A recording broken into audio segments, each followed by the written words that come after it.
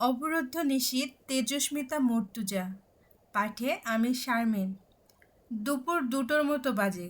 শীতের রোদ বাইরে। মেয়েটা এসে দাঁড়ালো মুস্তাকিনের সামনে। তার চোখে কোনো ইতস্তত ভাব নেই, দৃঢ় চোখের চাহনি, আত্মবিশ্বাস ভরপুর তাতে। মাহমুদ এগিয়ে এসে জিজ্ঞাসা করলেন, ম্যাডাম, কোনো প্রয়োজনে এসেছেন? কিছু বলতে চান? মেয়েটা মাথা নাড়ল। মাহমুদ বলল, জি, কার সঙ্গে কথা বলতে চান? মেয়েটা মুস্তাকিনের দিকে তাকিয়ে বলল, আপনি কি কিছুটা সময় দিতে পারবেন? মুস্তাকিন ভ্রু জড়িয়ে মেয়েটাকে দেখে হাত ঘড়িতে সময় দেখল। তারা বসলো বাইরে একটি ডেস্কে।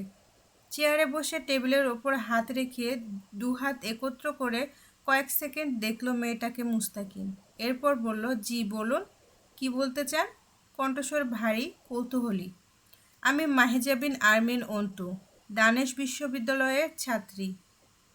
জি, চিনতে পেরেছি, কিন্তু আপনাকে কোন নামে সম্বোধন করা যায়? লোকে আরমিন অথবা অন্তু ডাকে। আমি কোন নামটা বেছে নেব? আপনার ইচ্ছে মতো। মুস্তাকিন এবার সোজা হয়ে বসল। তো মিস আর মিসেস অন্তু। কি বলতে চান? মিস। মুস্তাকিন ঘাড় কাত করল। অন্তু বলল, আপনাদের টিম রিসেন্ট যে কেসটা কাজ করছে সে ব্যাপারে কথা বলার ছিল। মুস্তাকিন সন্তর্পণে কপাল জড়ালো।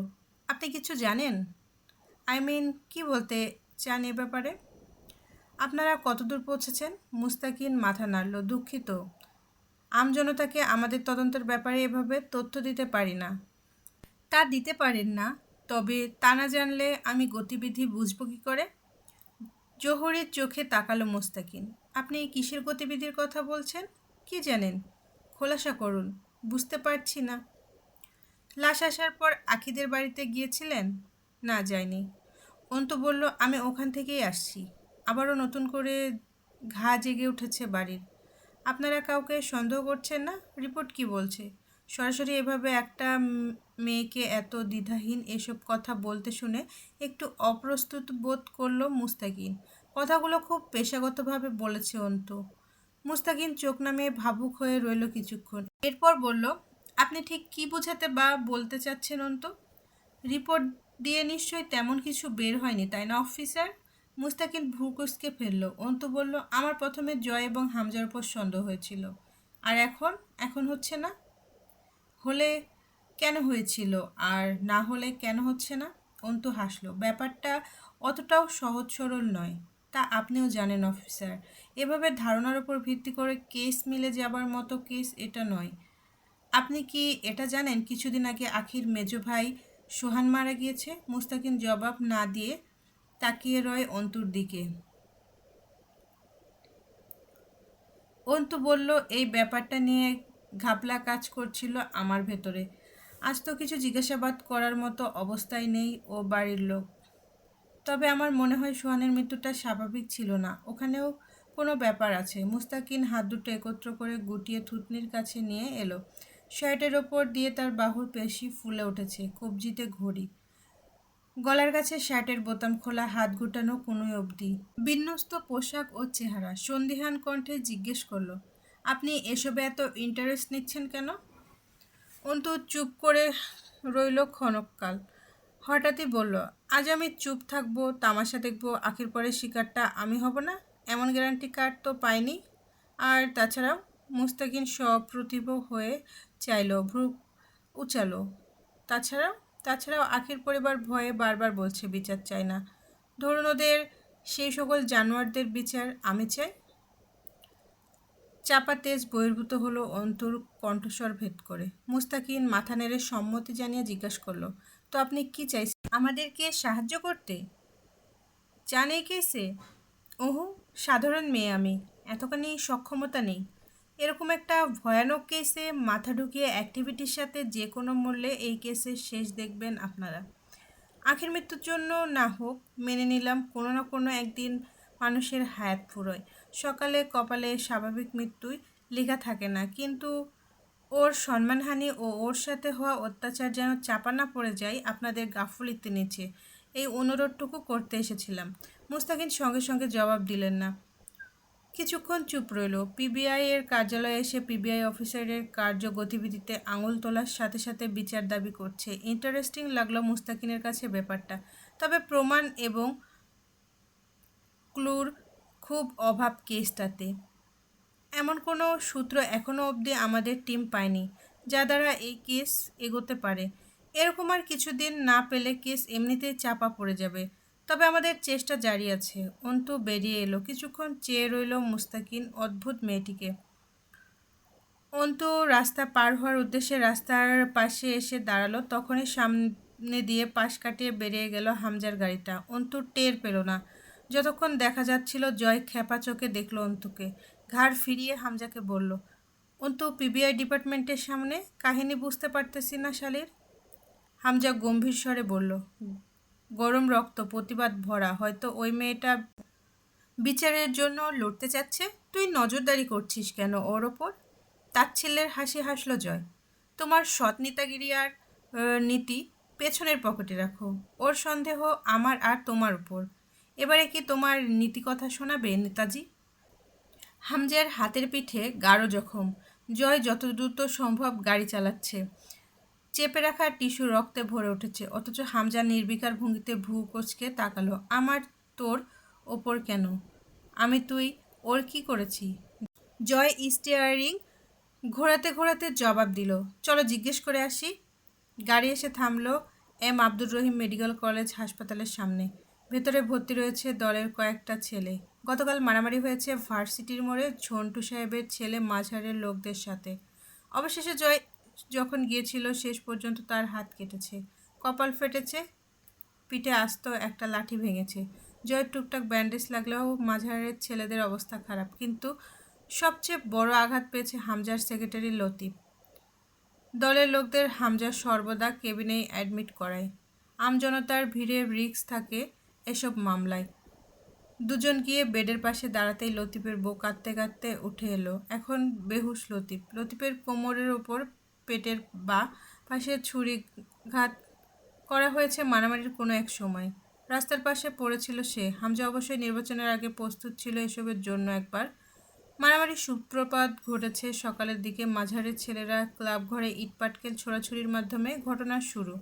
জয়ের মাস্টার্স ফাইনাল পরীক্ষা কদিন বাদে। সপ্তাহখানেকের মধ্যে দুদিনের জন্য ঢাকা যাবে সে। ক্লাবে সে ছিল না তখন। হামজা পড়তে বসার জন্য চাপ রেখেছে। কিছুদিন কারবার থেকে দূরে থাকতে চেয়েছিল, কিন্তু ইটপাটকেল ছুঁড়ে মাঝারের ছেলেরা থামেনি।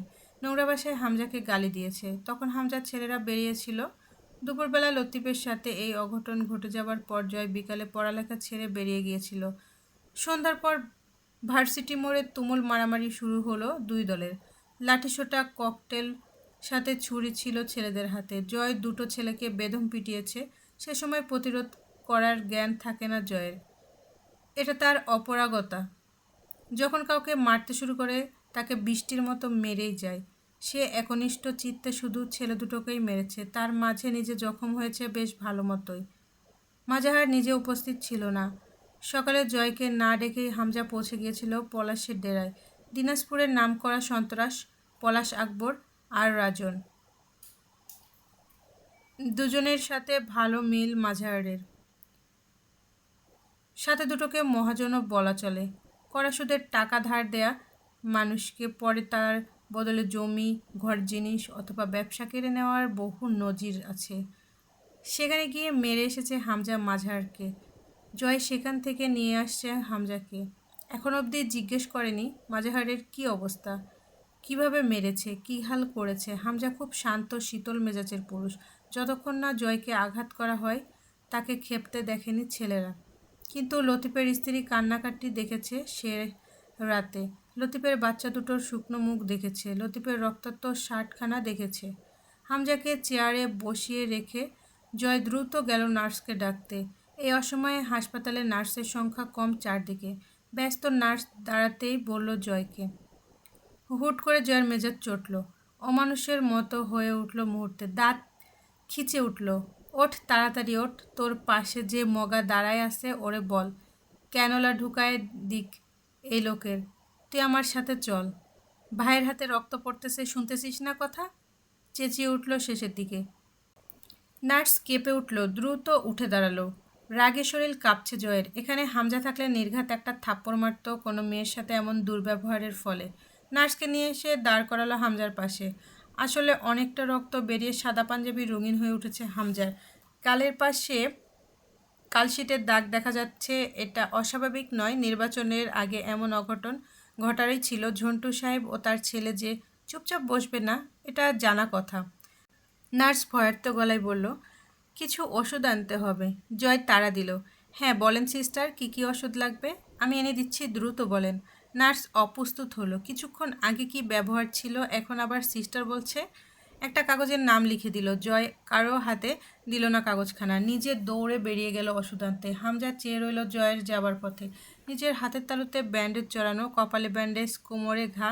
সে ছুটছে ভাইয়ের ওষুধ আনতে। হামজা এটাই সবাইকে বোঝাতে পারে না।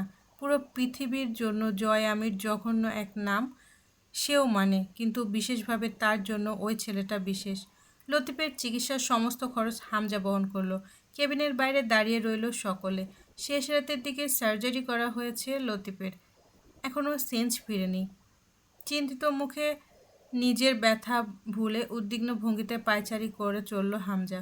সে কোনো সময় চায় না তার জন্য দলের ছেলেরা মূল্য দিক। সেদিন নিষেধ করে আসার পর হামজা নির্বাচন অফিসে গিয়ে ঝন্টু সাহেবের আপিল বাতিল করে এসেছে।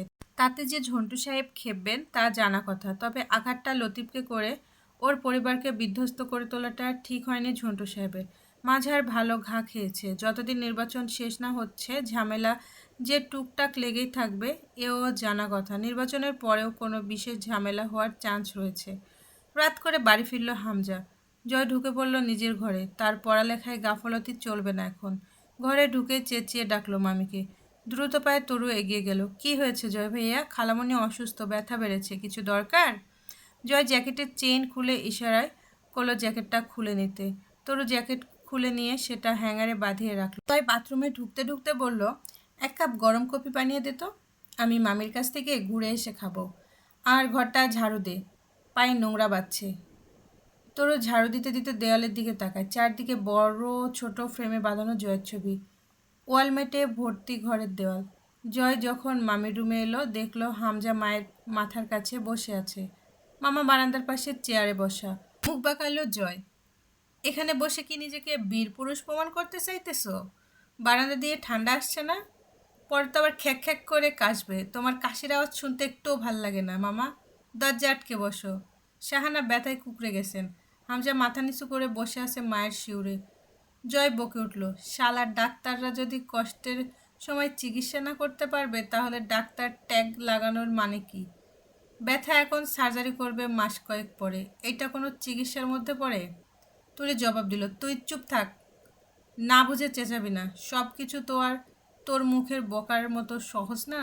আগে ওষুধ খাইয়ে ভেতরের একটা সার্জারির মতো পরিবেশ তৈরি করে এরপর সঠিক সময় সার্জারি করবেন ডাক্তাররা।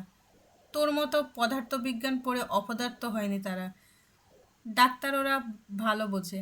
জয় দাঁত খিচে বকতে গিয়ে আবারও চুপ করলো।